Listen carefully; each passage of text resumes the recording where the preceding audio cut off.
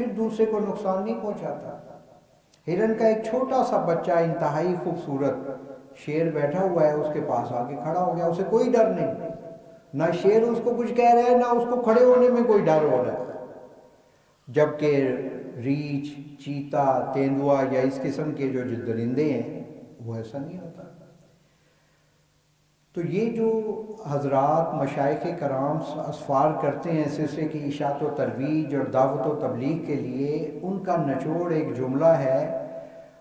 حضور علیہ الصلوۃ والسلام نے فرمایا کہ بعض مسلمان ایسے ہوں گے جو زندگی بھر مسلمان رہے، پیدائشی مسلمان ہیں، لیکن موت کے وقت دائرہ ایمان سے خارج ہو جائیں گے۔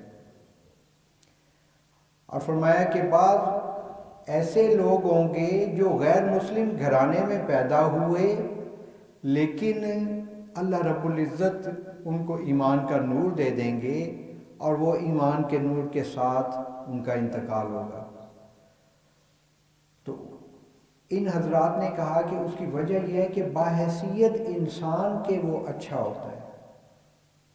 سب سے پہلی بات یہ ہے کہ اللہ رب العزت نے ہمیں انسان بنایا، جس کے اندر انسانیت ہی نہ ہو وہ انسان کہلانے کا مستحق ہی نہیں ہے، مستحق ہی نہیں ہے۔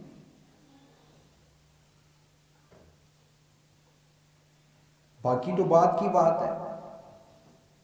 تو اللہ تعالیٰ کے محبوب صلی اللہ علیہ وسلم نے فرمایا کہ پیدائشی مسلمان ہیں، مسلمانوں والا نام ہے، ماں باپ مسلمان، لوگ مسلمان سمجھتے ہیں، مسلمان کہلاتا ہے، لیکن اس کے باوجود اس کی کیا وجہ ہے کہ انسانیت اور آدمیت نہ ہو۔ اللہ رب العزت نے اپنے پاک کلام میں فرمایا اولئک کالانعام، اتنا ہی کہہ دینا کافی ہے کہ یہی لوگ جانور ہیں، اسی پہ توقف نہیں فرمایا، فرمایا بل ہم اضل، کہ جانوروں سے بھی بدتر ہے۔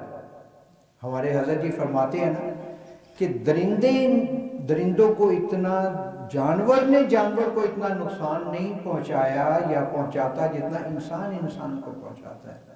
جتنا انسان گر جاتا ہے درندہ اتنا نہیں گرتا۔ اور اگر انسان اپنے مقام کو پا لے تو اشرف المخلوقات، فرشتوں سے بھی افضل۔ اللہ رب العزت فرشتوں پہ فخر کرتے ہیں۔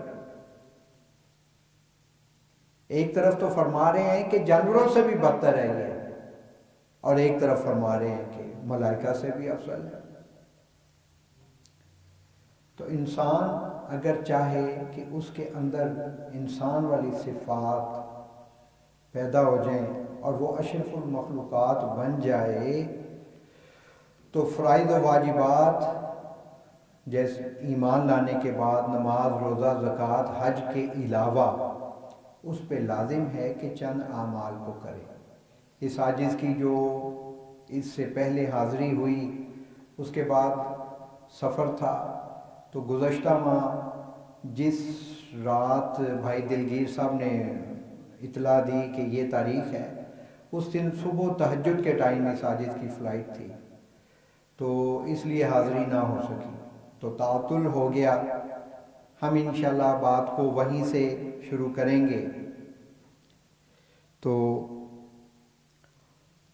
اللہ رب العزت نے قرآن پاک میں نماز، روزہ، زکوٰۃ، حج، استغفار، درود شریف، قرآن پاک کی تلاوت کے علاوہ دو چیزوں کا جگہ جگہ ذکر فرمایا، بہت ہی زیادہ تاکید کی۔ ایک تقوی، پرہیزگاری، ان التقوی واتقوا اللہ، اور اللہ سے ڈرو، وان التقوی ملاک الحسنات، کہ نیکی، تقوی، پرہیزگاری تمام نیکیوں کی جڑ ہے۔ ہمارے حضرت مرشد عالم رحمۃ اللہ علیہ فرمایا کرتے تھے، تقوی پہ بہت زور دیتے تھے، ہر بیان میں کسی نہ کسی طرز میں تقوی کے بارے میں سمجھاتے تھے۔ فرماتے تھے کہ آؤ تقوی اختیار کرو، ایسے مجمع ہوتا تھا تو مجمع کو ایسے مخاطب کرتے تھے کہ آؤ تقوی اختیار کرو، روٹیاں بھی ہوں گی، بوٹیاں بھی ہوں گی۔ پھر فرماتے تھے کہ کاریں بھی ہوں گی، بہاریں بھی ہوں گی، لیکن شرط یہ ہے کہ انسان تقوی اختیار کرے۔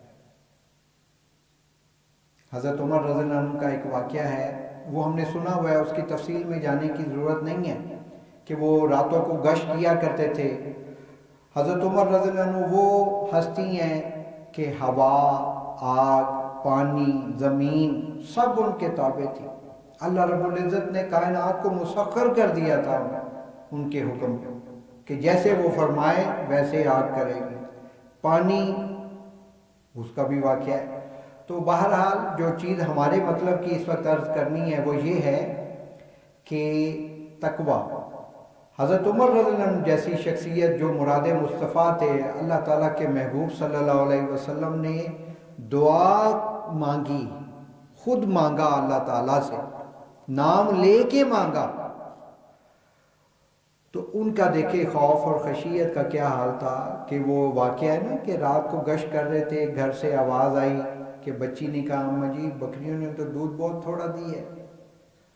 تو وہ اماں جی کہنے لگی بیٹا گاہک آئیں گے پورا نہیں ہوگا تو اس میں پانی ڈال دو۔ تو کہنے لگی کہ اماں جی آپ کو پتہ نہیں امیر المومنین نے حضرت عمر رضی اللہ عنہ نے منع کیا اپنی ملاوٹ کرنے سے، حالانکہ پانی ڈالنا یہ مہلک تو نہیں ہے نا، لیکن کسی بھی کھانے پینے کی چیز میں کوئی ایسی چیز ملا دینا جو دوسرے کے لیے موت کا سبب بنتی ہے وہ قاتل ہے، اور قاتل کی سزا موت، پھانسی ہے، شرعاً بھی اور قانوناً بھی وہ قاتل ہے۔ اس لیے حضور علیہ الصلوۃ والسلام نے فرمایا یعنی جو ملاوٹ کرتا ہے وہ ہم میں سے نہیں ہے، جو جھوٹ بولتا ہے وہ مومن نہیں ہے۔ تو بہرحال تو اماں جی نے کہا، تو اس بچی نے ایک بات کی، اس نے کہا کہ اماں جی عمر نہیں دیکھتا، عمر کا خدا تو دیکھ رہا ہے نا۔ یہ ہے تقویٰ۔ حضرت مرشد عالم رحمۃ اللہ علیہ فرمایا کرتے تھے کہ ہر اس کام کو چھوڑ دینا جس کے کرنے سے اللہ رب العزت ناراض ہو جائیں گے، یہ تقویٰ ہے، ہر اس کام۔ اور ایک اور جملہ فرماتے تھے کہ ہر اس کام کو چھوڑ دینا جو بندے اور انسانوں کے درمیان فاصلہ پیدا کرے، پردے پیدا کرے، اس کو چھوڑ دینا، اس کا نام تقویٰ ہے۔ حضرت عمر رضی اللہ عنہ فرماتے تھے کہ 10 میں سے کوئی چیز کے بارے میں یقین ہو کہ 9% ٹھیک ہے، 9% یقین ہے کہ ٹھیک ہے، اور 1% اس میں شک و شبہ ہے کہ نہیں ٹھیک، تو اس کو چھوڑ دینے کا نام تقویٰ ہے۔ آج ہمیں 9% یقین ہوتا ہے کہ غلط ہے، 1% کے بھروسے پہ حرام کھانا، بچھانا، اوڑھنا بچھونا بنا لیتے۔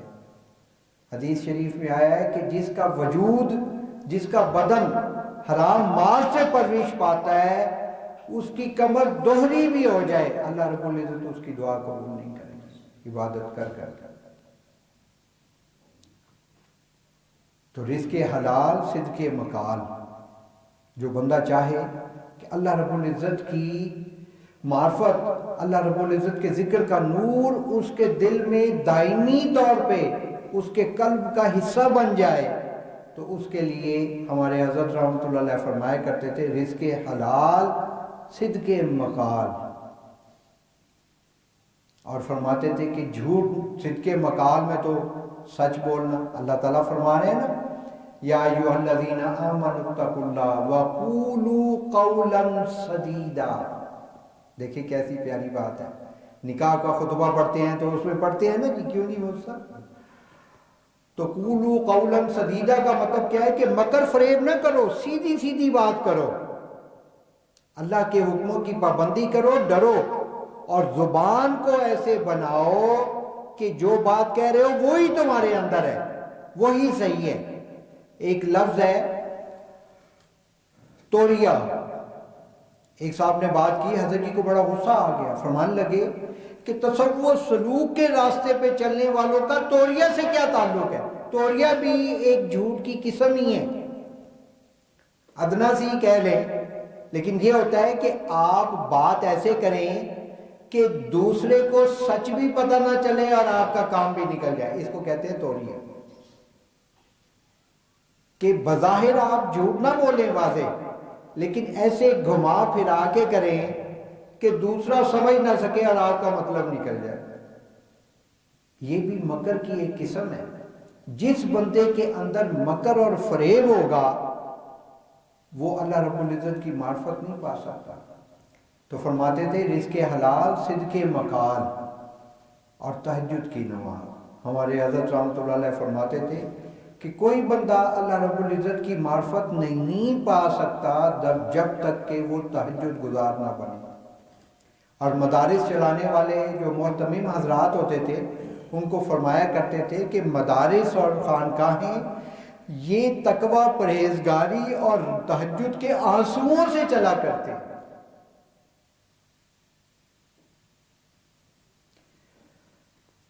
تو حضرت عمر رضی اللہ عنہ نے اس گھر کو نشاندہی کر لی۔ اگلے دن اماں جی کو بلوایا، وہ ہستی کہ جن کا نام سن کے بڑے بڑے بادشاہ کانپتے تھے۔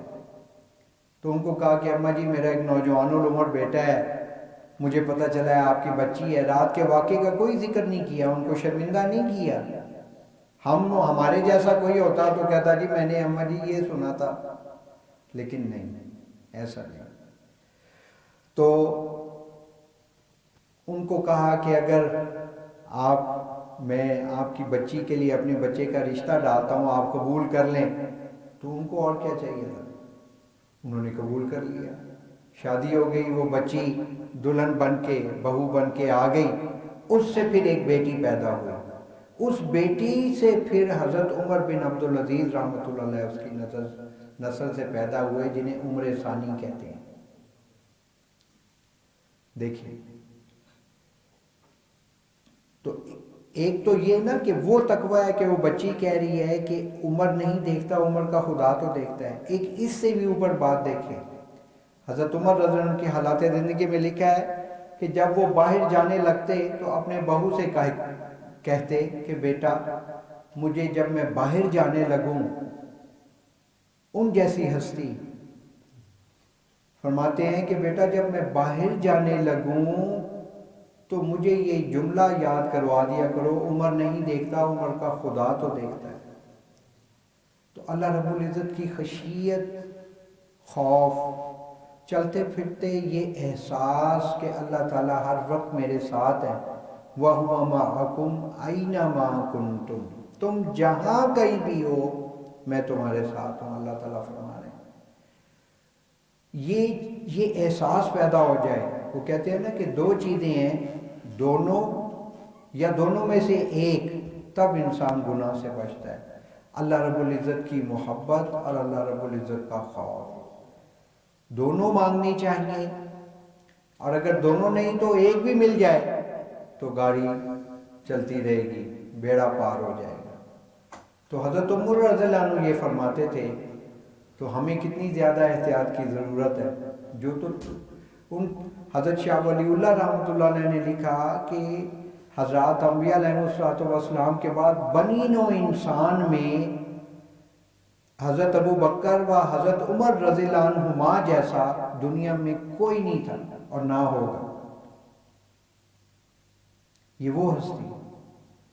اور پھر حضرت علامہ جلال الدین سیوطی رحمۃ اللہ علیہ نے مدارج النبوہ جو ایک جلد میں ضخیم کتاب ہے حضور علیہ الصلوۃ والسلام کی حیات مبارکہ، اس میں لکھا کہ حضور علیہ الصلوۃ والسلام کے جسد اطہر کو جس خمیر سے اللہ رب العزت نے بنایا، اس سے جو خمیر بچا وہ ان دونوں ہستیوں کے بنانے میں استعمال کیا۔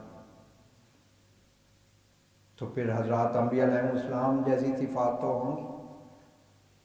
تو انسان یہ چاہے کہ اس میں انسانیت پیدا ہو جائے اور ایمان کے نور کے ساتھ اس کا آخری وقت آئے، تو تقوی اور اللہ رب العزت کا ذکر، یہ دونوں چیزیں ضروری ہیں۔ ذکر کے ساتھ اگر تقوی، توبہ، استغفار نہ ہو تو ذکر کا نور گویا ایسے ہوتا ہے جیسے برتن میں ڈالا اور نیچے سے نکل گیا۔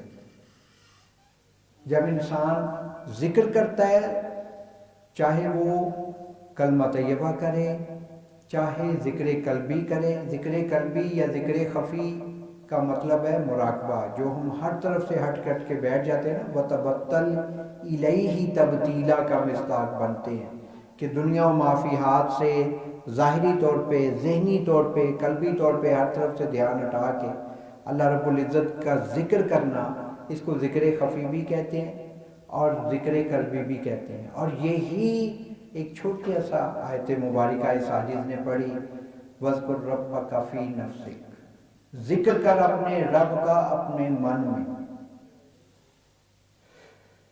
تو اس کو ذکر قلبی بھی کہتے ہیں، اور اصطلاح میں ہم اسے کہتے ہیں مراقبہ. مراقبہ جو اسباق کی تفصیل اور جو ہے اس میں سب سے پہلی اور بنیادی چیز ہے. تھوڑی سی بات اس پہ گزشتہ ہوئی تھی، اسی کو چونکہ یہ دوسرا مہینہ آ گیا تو تھوڑا سا اس کو تازہ کرتے ہیں. امام ربانی حضرت مجدد علی ثانی رحمۃ اللہ علیہ فرماتے ہیں کہ جس کو مراقبے سے مناسبت ہو گئی، یعنی اللہ رب العزت کے ذکر کے نور سے، ذکر سے مناسبت ہو گئی، کنیکشن ہو گیا، اسے سمجھو دنیا کی بادشاہی نصیب ہو گئی.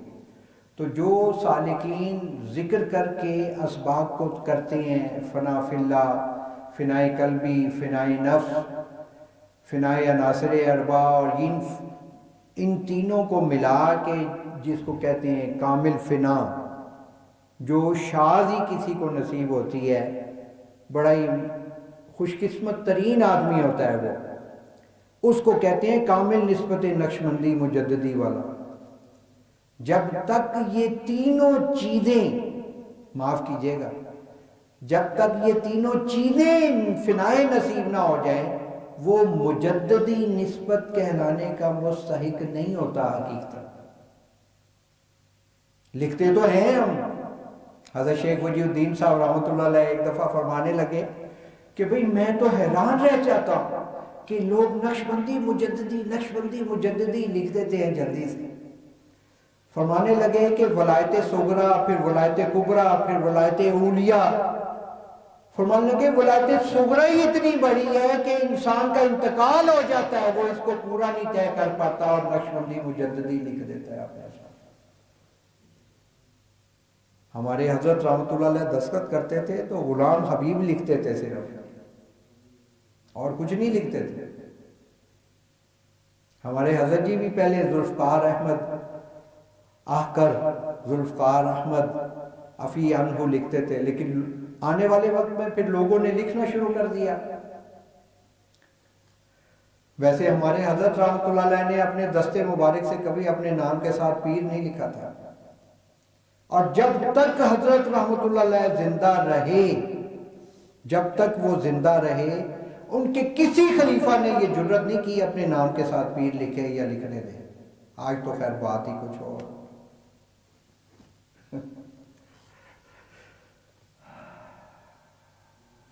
خدا ہمیں بھی اس درس سے آشنا کر دے، چونکہ یہ عاجز اس بات کو کہنے کا تو اہل نہیں ہے کہ خدا تجھے بھی اس درس سے آشنا کر دے.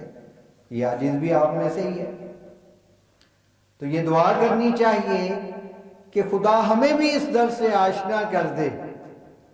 یہ وہ ہستیاں ہیں جنہوں نے اپنے تمام اسباق کو اپنی نظر سے طے کیا، لیکن لکھتے ہوئے ہمارے حضرت رحمۃ اللہ علیہ فرماتے تھے کہ میرے ہاتھ کا کوئی بوسہ لیتا ہے تو میں کانپ جاتا ہوں، لیکن پھر میں سوچتا ہوں کہ یا اللہ یہ محبت میں لے رہا ہے، میں اس قابل نہیں ہوں. ہم لوگ کہیں جاتے ان کے ساتھ تو فرماتے تھے، علماء مشائخ آئے ہوتے تھے کہیں جلسہ یا کوئی ایسا، تو اکثر حضرت رحمۃ اللہ علیہ کی صدارت ہوتی تھی، تو حضرت فرماتے تھے خبردار کسی نے یہاں میرا جوتا اٹھایا، اور خبردار کسی نے مجھے حضرت کہہ کے بلایا. ایسے تھے وہ.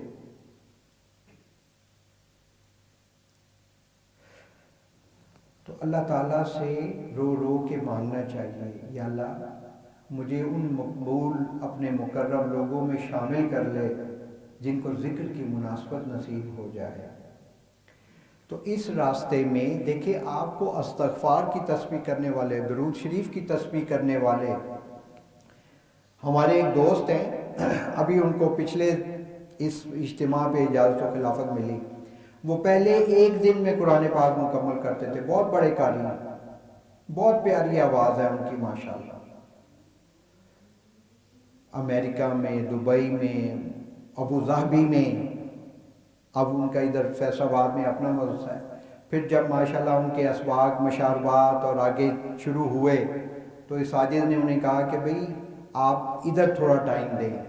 پھر اب وہ کیا کرتے ہیں 3 دن میں مکمل کرتے ہیں. اور بھی لوگ مل جائیں گے، لیکن ذکر قلبی اور ذکر خفی کرنے والے لوگ اور پھر اس کو کر کے مناسبت اور وصال والے لوگ یہ شاذ ہوں گے، یہ بہت کم ہوں گے. اور وقوف قلبی کرنے والے لوگ اس سے بھی کم ہوں گے. دیکھیں وقوف قلبی اور ذکر قلبی یہ دونوں جدا جدا چیزیں ہیں. وقوف وقف سے ہے. وقوف قلبی کا مطلب یہ ہے کہ انسان اپنے روزمرہ کام کاج میں مشغول رہے. وقوف قلبی میں اللہ اللہ نہیں کرنا ہوتا. وقوف قلبی کا مطلب یہ ہے کہ انسان اعضائے جسمانی کے گناہوں سے پرہیز کرے، خصوصاً نگاہ. جب باہر نکلتا ہے تو ہاتھ غلط نہیں کر رہا، پاؤں غلط نہیں کر رہا، چل رہا ہے نا، اور بول بھی نہیں رہا، اکیلا ہے، کوئی سن بھی نہیں رہا، لیکن نگاہ دیکھ رہی ہے. ہمارے حضرت فرماتے ہیں نا کہ آج کل نوجوانوں کا یہ حال ہے کہ جب باہر نکلتے ہیں تو شکاری کتوں کی طرح ان کی نگاہ بھٹک رہی ہوتی ہے کہ نامحرم عورت نظر آئے اور نہ دیکھو، یعنی ہاں بہن مجھے مار، یعنی میں گناہ کروں. بد نگاہی کے بارے میں 2 باتیں ہیں، کہنے والے کے کان اس کے سب سے قریب ہوتے ہیں. فرمایا کہ مولانا مفتی تقی عثمانی صاحب دامت برکاتہ نے اپنے ایک بیان میں فرمایا، اور بد نگاہی کے اثرات پہ حضرت جی کی بھی کتاب ہے، فرمایا کہ بد نگاہی ایسا گناہ ہے خطرناک، اس کی اتنی نحوست ہے کہ اس چیز کا امکان ہوتا ہے جس کو بد نگاہی کی عادت ہو وہ موت کے وقت دائرہ ایمان سے خارج ہو سکتا ہے، ایسا گناہ ہے. پھر فرمایا کہ جس کو بد نگاہی کی عادت ہو اور ساری رات ذکر کرتا رہے، سالوں کا ذکر مراقبہ ایک بد نگاہی سے ہوا ہو جاتا ہے. تو بد نگاہی، جھوٹ بولنا اور لقمہ حلال حرام کا پرہیز نہ کرنا، یہ ذکر کے نور کو زائل کرنے میں بہت زیادہ عمل دخل رکھتا ہے. تو وقوف قلبی کہتے ہیں کہ چلتے پھرتے اپنے اعضائے جسمانی کو گناہوں سے بچانا اور اپنی سوچ کو خراب نہ ہونے دینا. جو خیالات و وساوس آئیں اس پہ دھیان نہ دے، دل آج خود ہی اللہ رب العزت کی طرف متوجہ ہو جاتا ہے، اس کو وقوف قلبی کہتے ہیں.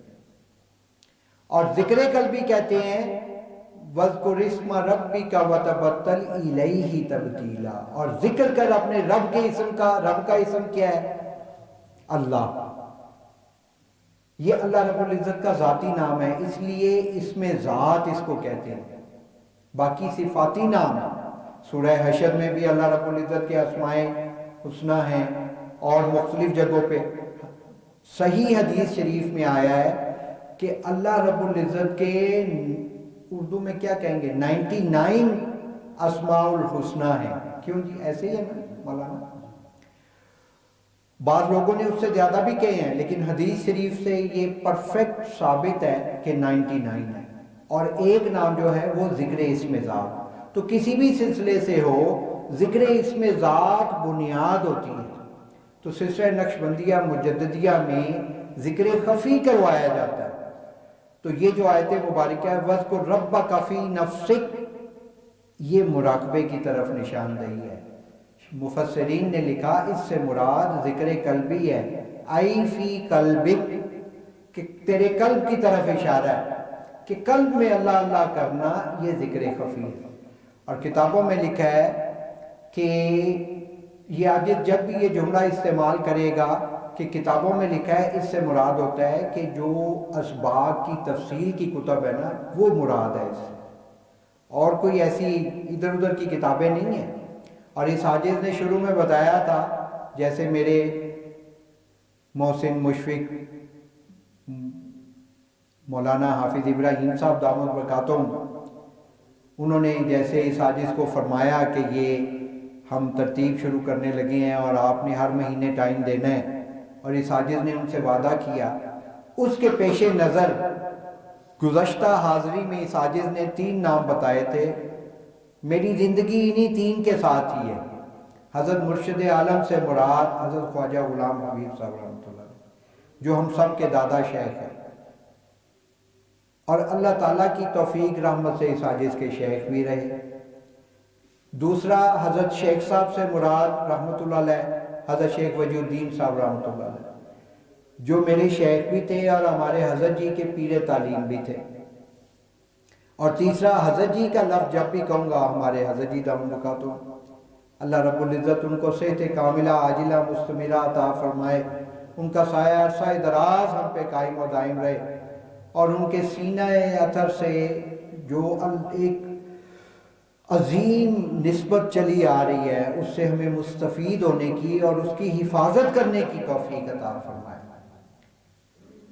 تو انسان فرشتوں سے افضل ہو جائے، وہ ذکر قلبی، ذکر خفی، یا یوں کہہ لیں اللہ رب العزت کے ذکر کے بغیر ممکن نہیں ہے، الا ماشاءاللہ کوئی ایسا بڑا کام ہو جائے کہ انسان کی زندگی کچھ بھی تھی، وہ کام ایسا ہو جائے اللہ رب العزت کی توفیق سے کہ اس کی زندگی بدل جائے، جیسے غازی علمگیر شہید رحمۃ اللہ علیہ تھے۔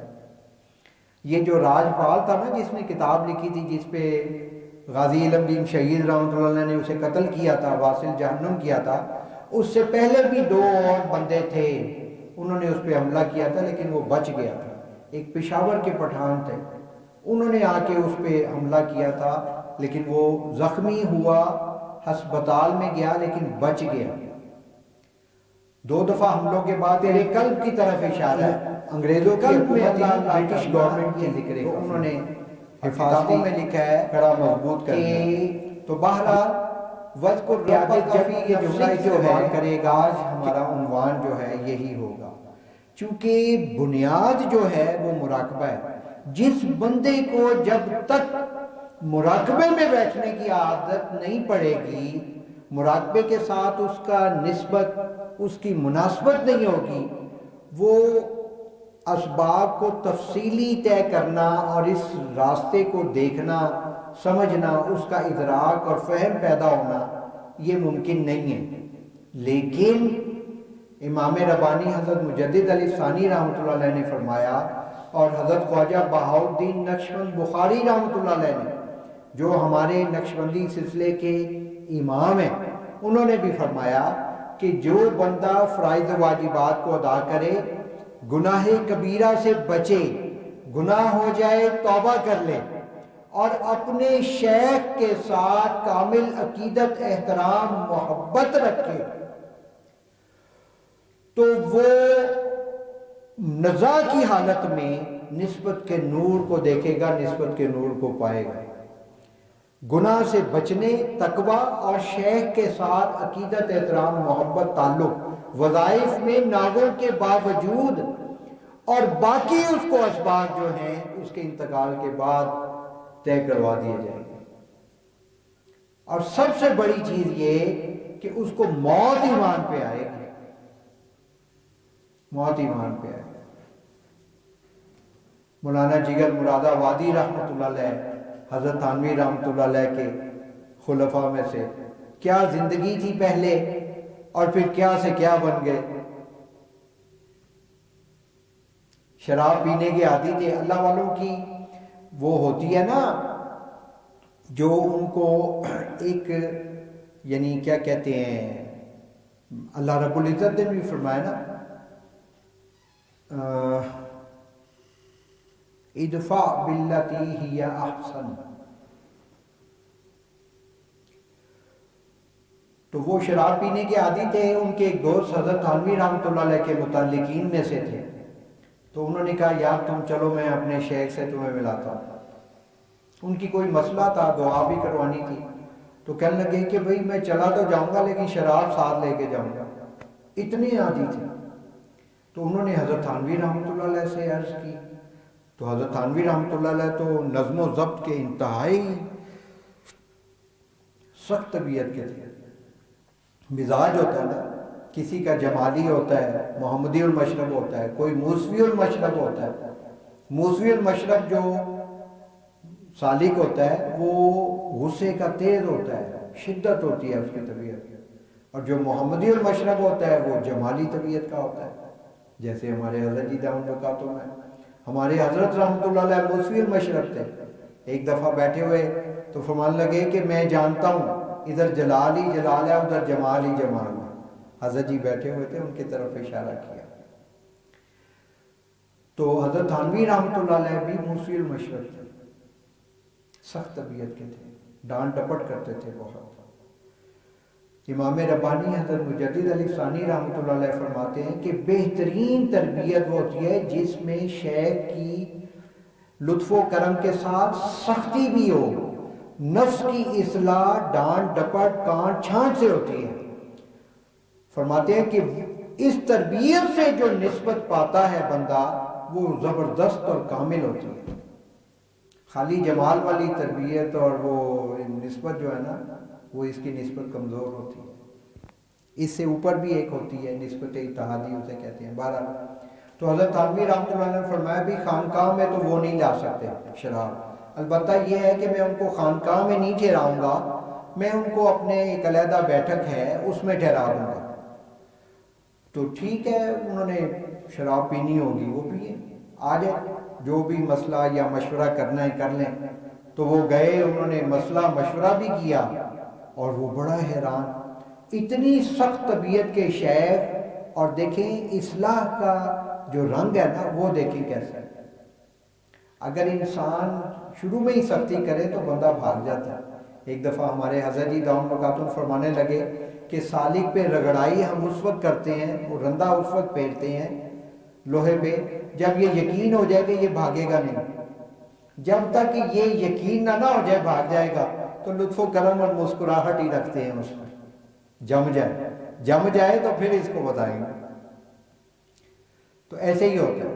لیکن یہ تربیت جو ہے یہ زبردست ہوتی ہے، راسخ ہو جاتا ہے انسان.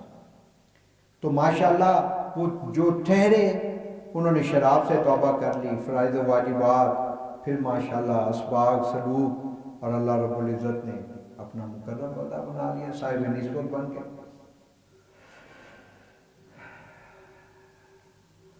تو ذکر جو ہے وہ بہت ضروری ہے. جب تک ہم ذکر نہیں کریں گے، شیخ کی توجہات اور تقوی پرہیزگاری سے اسباق بڑھ بھی جائیں پھر بھی وہ بہار نہیں مل سکتی. ایک چیز تفصیلی خود نہ پڑھی ہو تو پھر دوسرے کو کیسے پڑھائیں گے؟ جب خود انسان پڑھتا ہے تو پھر دوسرے کو بھی پڑھاتا ہے. اور ہر دفعہ گیس لے کے پاس ہونے والا بندہ دوسرے کو نہیں پڑھا سکتا. چلو خود تو پاس ہو جاتا ہے 30 یا 33 نمبر لے کے، بہرحال ہم پاس بھی ہو جائیں تو اللہ تعالیٰ کی بڑے احسان اور کرم ہوگا. تو عزیز ساتھیوں، گزارش آپ کی خدمت میں یہ کرنی ہے کہ 5 منٹ کریں 10 منٹ کریں لیکن کریں ضرور. حضرت سید زوار حسین شاہ صاحب رحمۃ اللہ علیہ جو ہمارے حضرت جی دامن برکاتہم کے پہلے شیخ تھے، اور حضرت خواجہ غلام حبیب صاحب رحمۃ اللہ علیہ کے پیر بھائی بھی تھے، چونکہ ایک ہی خانقاہ سے دونوں حضرات کا تعلق تھا. حضرت فضل علی قریشی رحمۃ اللہ علیہ، دونوں حضرات کو ان سے اجازت و خلافت تھی. تو وہ فرماتے ہیں کہ اگر کوئی بندہ فرائض و واجبات کو ادا کرے، گناہوں سے بچے، توبہ استغفار کرے، درود شریف پڑھے، اور اس کے علاوہ مصروفیت اتنی ہو کہ وہ ذکر مراقبے کے لیے ٹائم نہیں نکال سکتا، تو وہ سوتے وقت تھوڑی دیر کے لیے نیت کر کے بیٹھ جائے اور پھر اسی نیت سے سو جائے. تو حدیث شریف میں بھی آیا ہے، حضرت شیخ الحدیث رحمۃ اللہ علیہ نے بھی فرمایا کہ جو ذکر کی نیت سے سو جاتا ہے ساری رات ذکر کرنے کا اجر ملتا ہے، اور اس کو فیض اس کے قلب میں آتا رہتا ہے. فیض آتا ہے تو آٹومیٹیکلی قلب کی صفائی ہوتی ہے. دیکھیں نا، کوئی بندہ برتن کو مانجے تو یہ تو نہیں ہو سکتا نا کہ وہ مانج رہا ہے وہ صاف نہ ہو، وہ تو صاف ہوگا. تو جب فیض آئے گا تو دل میں گناہوں کی ظلمت اور غیر اللہ کی رغبت وہ دھلے گی. لیکن کچھ نہ کچھ تو کرنا پڑے گا نا. وہ جو شعر ساجد نے شاید گزشتہ حاضری میں بھی پڑھا تھا کہ یہ بھی کیا کم ہے کہ تیری تمنا میں جئیں، لطف منزل نہ صحیح خواہش منزل ہی صحیح. او بھئی اتنا تو کر لیں، خواہش تو کر لیں. اگر خواہش بھی نہ کریں تو وہ کہتے ہیں ڈر تو لگتا ہے کہتے ہوئے، لیکن محاورہ ہے کہ بے طلبے کو کچھ نہیں ملا کرتا۔ اب بچہ روئے ہی نہ تو ماں کہے گی ٹھیک ہے اسے بھوک نہیں لگی، وہ دودھ ہی نہیں پلائے گی۔ اب وہ روتا ہے تو ماں کو خیال ہوتا ہے کہ یار یہ رو رہا ہے، اس کو دودھ پلا دیں۔ تو ہم مانگے ہی نہ، ہم مانگ کے اگر کریں بھی، امام ربانی حضرت مجدد علی ثانی رحمۃ اللہ علیہ فرماتے ہیں اللہ رب العزت کی ذات انسان جتنا چاہے تقوی پرہیزگاری ذکر کر لے، عبادات کر لے، جتنا چاہے نیک بن جائے، اللہ رب العزت کی ذات وراء الورا ہے، ثم وراء الورا ہے، ثم وراء الورا ہے۔ لیکن اللہ تعالیٰ کیا دیکھتے ہیں؟ حضرت شیخ وجی الدین صاحب رحمۃ اللہ علیہ فرمایا کرتے تھے کہ اللہ تعالیٰ دیکھتے ہیں کہ یہ بیٹھتا ہے کہ نہیں۔ فرماتے تھے کہ جو بیٹھے گا اس کو اللہ تعالیٰ کبھی محروم نہیں کرتے۔ اللہ تعالیٰ تو بڑے ہی قدردان ہے۔ حضرت عمر رضی اللہ عنہ نے کیا دعا کی تھی کہ مجھے یا اللہ مدینہ منورہ میں شہادت کی موت نصیب ہو جائے اور جنت البقیع میں جگہ مل جائے۔ تو اللہ تعالیٰ نے مدینہ منورہ نہیں، مصلی رسول اللہ صلی اللہ علیہ وسلم شہادت کی وہ کیفیت جو زخم ملا اس جگہ عطا فرمائی۔ اور جگہ دیکھیں جنت البقیع نہیں، اپنے قدموں میں حضور علیہ الصلوۃ والسلام کے قدمین شریف میں جگہ ملی۔ اللہ تعالیٰ تو ایسے قدردان ہے۔ تو ہمیں کیا چاہیے کہ ہم بیٹھیں اور پھر یہ دعا کریں کہ یا اللہ تیرے محبوب کی شباہت لے کے آیا، حقیقت اس کو تو کر دے، میں تو صورت لے کے آیا۔ یا اللہ میں کمزور ہوں لیکن تیری محبت کا طالب ہوں۔ ایک صاحب جو تھے نا وہ کسی بزرگ کے پاس گئے، کہنے لگے حضرت میری یہ بڑی تمنا ہے کہ مجھے بھی اللہ رب العزت کی محبت اور ذکر کا نور نصیب ہو جائے، تو آپ مجھے کوئی شارٹ کٹ بتا دیں۔ ویسے ہمارے حضرت رحمۃ اللہ علیہ فرماتے تھے کہ ظاہر ہے اس وقت تو انگلش کا اتنا رواج نہیں تھا تو وہ انگلش پڑھے ہوئے تو نہیں تھے، لیکن ہمارے حضرت رحمۃ اللہ علیہ فرمایا کرتے تھے کہ صحابہ رضوان اللہ عنہم جو ہیں وہ کتابیں پڑھے ہوئے نہیں تھے، وہ ایسے اردو بولتے تھے۔ ہم کہتے ہیں نا کتابیں پڑھے ہوئے نہیں ہیں، وہ فرماتے تھے کتابیں پڑھے ہوئے نہیں تھے۔ بڑا مزہ آتا تھا ان کا اردو سن کے۔ تو فرماتے تھے لیکن حضور علیہ الصلوۃ والسلام کی تربیت اور صحبت مبارکہ سے کتابیں پڑھانے والے بن گئے۔ تو وہ نوجوان گیا، وہ کہنے لگا حضرت مجھ سے اوراد و وظائف نہیں ہوتے، کوئی شارٹ کٹ بتا دیں۔ تو ایک شارٹ کٹ عرض کرتا چلوں، حضرت سید زوار حسین شاہ صاحب رحمۃ اللہ علیہ نے بھی لکھا، اور حضرت ہمارے حضرت رحمۃ اللہ علیہ حضرت مرشد عالم رحمۃ اللہ علیہ فرماتے تھے کہ جس بندے کو سارا دن اتنی جائز مصروفیت ہے، اتنی جائز مصروفیت ہے، تو وہ وقوف قلبی کا اہتمام کرے۔ یہ چور دروازہ ہے اللہ رب العزت کی معرفت پانے کا۔ جیسے بعض ہوتے ہیں نا مجرمین، وہ جہاں رہ رہے ہوتے ہیں تو آنے جانے کے دروازے یہ وہ، ایک انہوں نے ایسا دروازہ بنایا ہوتا ہے کہ چھاپا پڑے نا تو وہاں سے فرار ہو سکے، جو کسی کو نظر ہی نہیں آتا، دیوار ہے لیکن ایک ایسا سسٹم وہ بناتے ہیں کہ وہ ایسے کھلتی ہے اور وہ نکل جاتے ہیں اور وہ دیکھتے رہتے ہیں۔ تو اس کو اصطلاح میں کہتے ہیں شارٹ کٹ، چور دروازہ۔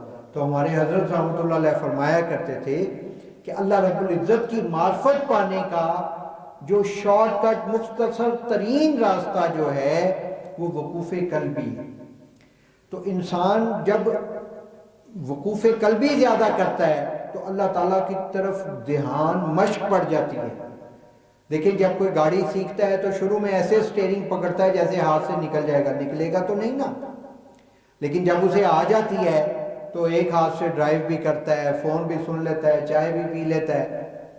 یہ وہی ہے نا کہ جو ایسے پکڑا ہوتا تھا سٹیئرنگ کو، تو لیکن جب آ جائے تو اسی طرح وقوف قلبی کی مشق جب بندے کو ہو جاتی ہے تو انسان ہاتھ بکار دل بیار، ہاتھ کام کاج کی طرف اور دل اللہ تعالیٰ کی طرف، تو اس کا مصداق بن جاتا ہے۔ یا تو اس کی مشق ہو یا مراقبہ اتنا کرے کہ مراقبہ کرتے رہنے سے قلب کو جب ذکر سے مناسبت ہو جاتی ہے تو یقین کیجئے 24 گھنٹے اللہ اللہ کرتا ہے دل. بندہ سونا بھی چاہے تو وہ تڑپ جاتا ہے. سوتے وقت اتنی تیز کرتا ہے دل اللہ اللہ کہ گہری نیند کی ضرورت کے باوجود وہ سو نہیں پاتا. اس کا دل و دماغ جو ہے وہ دماغ اور جسم جو ہے نا وہ تھک جاتا ہے. پھر وہ دعا کرتا ہے یا اللہ تو مہربانی فرما. لیکن پھر انسان جب آگے چلتا ہے تو وہ اس کی طبیعت بن جاتی ہے ذکر. ہر وقت وہ ایک آٹومیٹک پلانٹ کی طرح کام کرتا رہتا ہے. دل اللہ اللہ کرتا رہتا ہے, اللہ کی یاد میں مستغرق رہتا ہے. امام ربانی حضرت مجدد علی ثانی رحمۃ اللہ علیہ فرماتے ہیں کہ یہ نعمت عظمیٰ, یہ عجیب عجائبات میں سے ہے جس کو نصیب ہو جائے اس کو عمر نو بھی نصیب ہو جائے, وہ چاہے میرے دل سے اللہ نکل جائے کوئی اور آ جائے, خود چاہے تو نہیں ہو سکتا. ایسی نعمت ہے. اس کو کہتے ہیں کامل فنا. تکلف سے بھی چاہے, انٹینشنلی چاہے تو طبیعت دوسرے کی طرف راغب نہیں ہوگی. تو اس کے لیے ہم ذکر قلبی یا ذکر خفی یا مراقبہ ایک ہی چیز ہے. یہ جب تک نہیں کریں گے تو کیسے نصیب ہوگی؟ کوئی بھی سفر پورا کرنا چاہیں تو ایک قدم اٹھائیں گے تو شروع ہوگا نا, جب اٹھائیں گے ہی نہیں تو پھر شروع ہی نہیں ہوگا. تو اس لیے ہم یہ کوشش کریں. ہمارے حضرت جی دعوت مکاتم اور یہ گروپ تھا, یہ ایک نشست میں 3 گھنٹے بیٹھتے تھے. انجینئرنگ یونیورسٹی کی پڑھائی, اور دیکھیں رول آف آنر لیا حضرت نے, اور دورہ حدیث شریف بھی کیا 2 مرتبہ, اور روحانیت میں بھی ایسا اعلیٰ اور عرفہ مقام پایا کہ آج دنیا میں ان کا نام لوگوں کو پتہ ہے. تو جب تک ہم ذکر قلبی یا مراقبہ کہہ لیں یا ذکر خفی کہہ لیں وہ نہیں کریں گے تو واصل باللہ کیسے ہوں گے؟ یہ نعمت ہمیں کیسے ملے گی؟ ہاں, ایک شرط, ایک بات پکی ہے, اگر اپنے مشائخ کے ساتھ تعلق رکھیں گے اور ارادتاً فرائض و واجبات کو ترک نہیں کریں گے, خدا نہ خواستہ کوئی قضا ہو گیا توبہ کریں اور اس کو پھر بھی لوٹانا واجب ہے, ادا کرنا واجب ہے, چاہے وہ روزہ ہے, چاہے وہ نماز ہے, چاہے وہ زکوٰۃ ہے, چاہے وہ حج ہے, یہ ارکان اسلام ہے نا ایمان کے بعد. تو شیخ کے ساتھ, اپنے مشائخ کے ساتھ حقیقت احترام تعلق رکھے گا تو ذکر کا نور اس کو نزا کی حالت میں عطا کیا جائے گا اور ایمان کی موت عطا کی جائے گی. اور امام ربانی حضرت مجدد علی ثانی رحمۃ اللہ علیہ فرماتے ہیں اگر زندگی میں نہیں نزا کی حالت میں یہ نعمت مل جائے تو بھی عمر نو بھی مل جائے تو اس کا شکر ادا نہیں کر سکتا, ایسی اعلیٰ نعمت. تو وہ کتنے خوش قسمت لوگ ہیں کہ جن کو جیتے جاگتے ان کے قلوب میں یہ نعمت ہوتی ہے. تو یہ نعمت کامل اس وقت ملتی ہے جب انسان مراقبہ کرتا ہے, اس کو فنائے قلبی ملتی ہے, فنائے نفس ملتی ہے, پھر عناصر آگے لطیفہ قلبیہ کی فنا ہوتی ہے. تو پھر وہ بالکل فرمایا, مشائخ کرام رحمۃ اللہ علیہ مجمعین نے فرمایا کہ مرد کامل وہ ہے جس کو یہ تینوں مل جائیں. دیکھیں اللہ اکبر, ہمارے حضرت رحمۃ اللہ علیہ کے استاد تھے تفسیر کے, حضرت حسین علی وہاں بچڑا والے, انہوں نے ایک تفسیر لکھی ہے بلغۃ الحیران, نام سنا آپ نے؟ مفسر تھے بہت بڑے. حضرت خواجہ سراج الدین رحمۃ اللہ علیہ اور ان کے والد محترم حضرت عثمان دامانی رحمۃ اللہ علیہ کے خلیفہ بھی تھے. حضرت عثمان دامانی رحمۃ اللہ علیہ کے خلیفہ تھے اور حضرت سراج الدین رحمۃ اللہ علیہ جو بیٹے تھے حضرت عثمان دامانی رحمۃ اللہ علیہ کے, کتابوں میں ان کے استاد بھی تھے. اور اتنی عاجزی کہ حضرت عثمان دامانی رحمۃ اللہ علیہ کا انتقال ہوا تو اپنے شاگرد اپنے شیخ کے بیٹے سے تجدید بیعت کی اور اسباق کی تکمیل کی اور اپنے شاگرد سے اجازت و خلافت پائی. حضرت سراج الدین رحمۃ اللہ علیہ. تو ہمارے حضرت رحمۃ اللہ علیہ نے علم التفسیر جو ہے وہ ان سے پڑھا تھا. وہ بہت بڑے مواہب تھے، زبردست قوی روحانیت والے تھے. تو وہ مراقبہ بہت زیادہ کرتے تھے، بہت زیادہ. ان کی حالات زندگی میں لکھا ہے کہ رات کو عشاء کے بعد بیٹھتے تو فجر سے کچھ پہلے اٹھتے، اور جو لوگ ان کے ساتھ بیٹھتے ان کو اجازت تھی کہ جو چاہے چلا جائے. جب وہ گردن اوپر کرتے تو کوئی نہیں ہوتا تھا، اور یہاں ان کے گردن جھکانے کی وجہ سے روبڑا پڑ گیا تھا. یہاں ایک ہڈی ہوتی ہے نا سخت سی، جب ایسے جھکائیں تو نمایاں ہوتی ہے، وہ ایکسٹرا آرڈنری ایسے ہو گئی تھی کہ جیسے خدا نہ خواستہ کوئی گلٹی ہے. تو حضرت سید زوال حسین شاہ صاحب رحمۃ اللہ علیہ ایک دفعہ ان کی ملاقات کے لیے چلے گئے. 2 واقعے عرض کر کے بات ختم کرتا ہوں. بھائی دلگیر صاحب اس سے پہلے کہ مجھے ذرا غور سے دیکھے تو 2 واقعے عرض کر کے ٹائم میرا ختم ہونے والا ہے. کیوں جی 1 گھنٹے کا ٹائم ہے نا ایک بندے کا، پر پرسن 1 آور. ٹھیک ہے ٹھیک ہے جی، ماشاء اللہ. میں مولانا کا ٹائم نہیں لوں گا، 5 منٹ لوں گا مولانا، اجازت؟ جزاک اللہ. اب بھائی دلگیر صاحب مجھے کچھ نہیں کہہ سکتے، جن کا ٹائم ہے ان سے لے لیا میں نے 5 منٹ. تو حضرت سید زوال حسین شاہ صاحب رحمۃ اللہ علیہ ان کی خدمت میں گئے. تو عشاء کے بعد ان کا معمول تھا وہ بھی بیٹھ گئے. اب وہ بیٹھے رہے.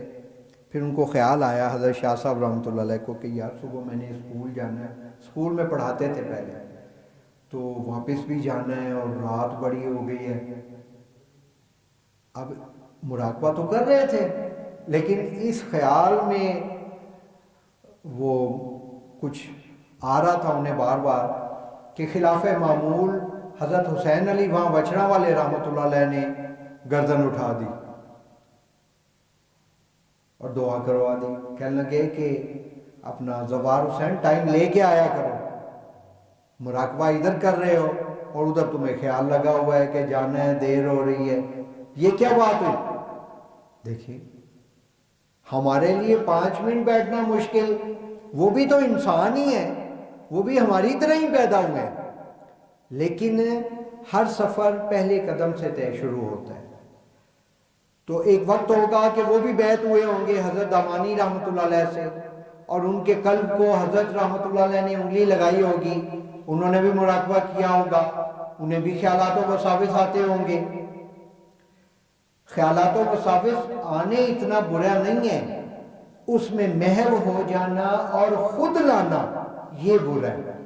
مراقبے میں یا ذکر قلبی کرتے ہوئے فیض اخذ کرنے کا بہترین نسخہ یہ ہے کہ جس سے 1 مہینے کے اندر، ہمارے حضرت رحمۃ اللہ علیہ فرماتے تھے کہ اگر کوئی بندہ تقوی پرہیزگاری اختیار کرے، رزق حلال کھائے اور 1 مہینہ مراقبہ کرے اور وہ کہے مجھے کچھ ہوتا نہیں تو مجھ پہ تم تف کر. اور ایک اور بات فرماتے تھے کہ کوئی عالم با عمل ہو، اخلاص والا ہو، اور وہ 40 دن میرے ساتھ لگائے، اس کو نسبت کا نور نہ ملے تو پھر کہتے ہیں. آج ایسے شیخ ملتے ہیں. ہمارے حضرت جی دامن بقاتم ان حضرات سے روحانیت پائے ہوئے ایک بے مثال اور یکتا روزگار ہے. اس وقت دنیا میں 1-2 ہی بندے ہیں، بس 2-3 بندے ہیں جو اس مقام، اس نسبت کے حامل ہیں. باقی ہیں تو بہت، لیکن بات ہے عام تو عام ہے. وہ فخر کرتا ہے کہ میں پھلوں کا بادشاہ ہوں، اس کا جوڑ تو کوئی نہیں ہے نا. تو یہ حضرت حسین علی وہاں وچھڑا والے تھے.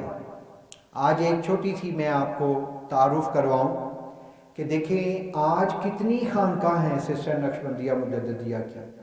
حضرت فضل علی قریشی رحمۃ اللہ علیہ کی ہے، حضرت خواجہ عبد المالک صدیقی رحمۃ اللہ علیہ جو ہمارے حضرت مرشد عالم رحمۃ اللہ علیہ کے پہلے شیخ تھے، ہمارے حضرت جی دامن بقاتم کے سسر محترم بھی ہیں.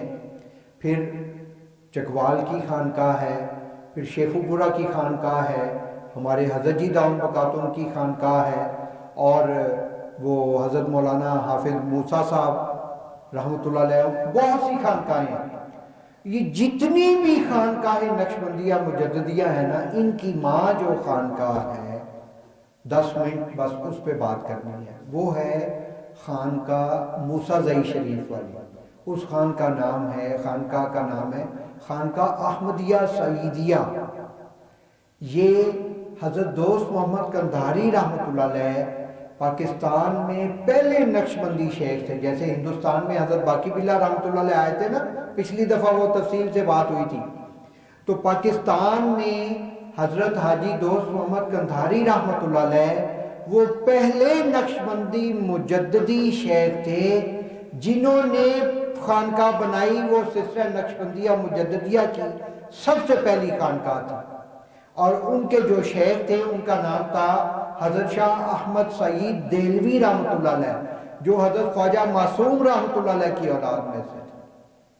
وہ دہلی میں تھے جب 1857 کی جنگ آزادی ہوئی، تو اس میں یہ ڈیرہ اسماعیل خان سے 57 کلومیٹر کے فاصلے پہ ایک علاقہ ہے، اس کا نام ہے ڈربن۔ ڈربن، ڈال را با نون، ڈربن، ڈیرہ اسماعیل خان سے۔ وہاں سے ڈربن میں کچھ ایک سیدھی سڑک ہے، کوئی 10 کلومیٹر ہوگی، 10-15 میرا خیال ہے۔ وہاں حضرت دوست محمد قندھاری رحمۃ اللہ علیہ وہاں آ کے انہوں نے سکونت اختیار کی دہلی سے، اپنے شیخ سے اجازت و خلافت لے کے، تو وہ خانقاہ بنائی اپنے شیخ کے نام پہ۔ اسے عرف عام میں تو خانقاہ موسیٰ زئی شریف کہتے ہیں۔ جس علاقے میں خانقاہ بنائی اس کا نام ہے اس ایریے کا موسیٰ زئی شریف، اور خانقاہ کا نام انہوں نے رکھا خانقاہ احمدیہ سعیدیہ اپنے شیخ رحمۃ اللہ کے نام پہ۔ تو حضرت شاہ احمد سعید دہلوی رحمۃ اللہ علیہ جو تھے، یہ حضرت شاہ غلام علی دہلوی رحمۃ اللہ علیہ کے خلیفہ تھے، جو حضرت جامع جانا رحمۃ اللہ علیہ کے تھے۔ تو ان کے جو والد تھے ان کا نام تھا حضرت شاہ ابو سعید دہلوی، جو حضرت خواجہ معصوم رحمۃ اللہ علیہ کی اولاد میں سے تھے، اور باقی سلاسل میں صاحب اجازت تھے، لیکن سلسلہ نقشبندیہ مجددیہ میں حضرت شاہ غلام علی دہلوی رحمۃ اللہ علیہ سے بیعت ہوئے اور ان کی خانقاہ کے جانشین اور متولی بنے، اور انتقال کے بعد انہی کے قدموں میں تدفین ہوئی۔ یہ خانقاہ کا نام ہے چتلی قبر، یہ دہلی میں ہے۔ اس خانقاہ میں 3 بڑی ہستیاں مدفون ہیں، حضرت حضرت مرزا مظہر جانے جانا رحمۃ اللہ علیہ، حضرت شاہ غلام علی دہلوی رحمۃ اللہ علیہ، اور حضرت شاہ ابو سعید دہلوی رحمۃ اللہ علیہ۔ حضرت دوست محمد قندھاری رحمۃ اللہ علیہ کی پہلی بیعت حضرت شاہ ابو سعید دہلوی رحمۃ اللہ علیہ سے ہوئی۔